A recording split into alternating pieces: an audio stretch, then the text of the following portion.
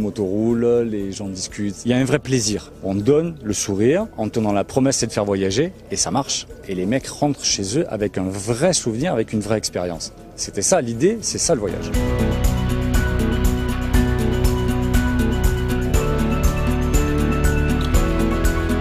À partir de cette année, c'est vrai qu'on essaye d'être présent sur tous les événements où tout le monde puisse voir et surtout essayer les motos. Voilà, ils ont un joli son, des belles montagnes, des super balades. On est là pour se faire plaisir en plus, donc voilà, tout le monde est content, le sourire, le beau temps, voilà.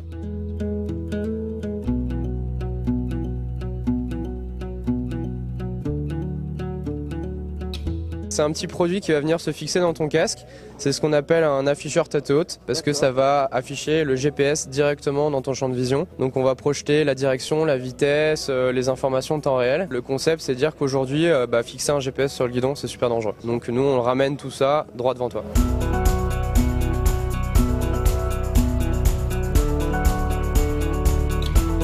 Alors nous, notre cœur de métier en fait, c'est la sacoche étanche et souple, qui permet d'emporter plein de matos sans rajouter du poids. L'idée c'est vraiment d'avoir du matos qui soit très résistant. Si jamais tu as un accident, tu peux quand même continuer, t'es pas bloqué, quoi.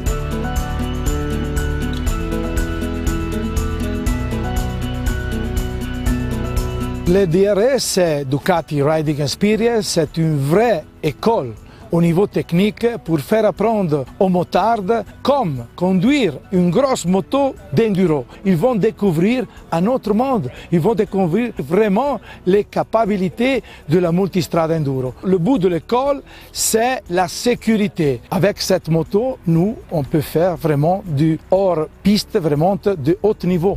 Mais il faut avoir l'expérience et les connaissances. C'est ça le bout du DRS Enduro.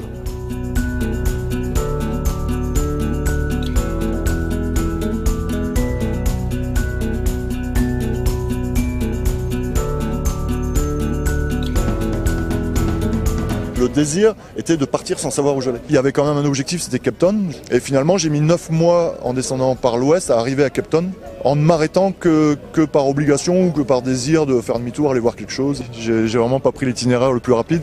Il y a des gens qui me considèrent comme un voyageur. Moi, je me considère pas comme un voyageur. Je suis un être humain occidental qui un jour dans sa vie a tout plaqué parce qu'il voulait, il en avait marre de tout anticiper et qui est parti. Et donc, j'ai eu une expérience de voyage qui a duré pas loin de 3 ans. J'ai envie de dire le meilleur de ce voyage, c'est tous les matins quand je remballais ma tente, j'attendais les premières lueurs, les premières éclaircies. Je montais sur ma moto et je partais.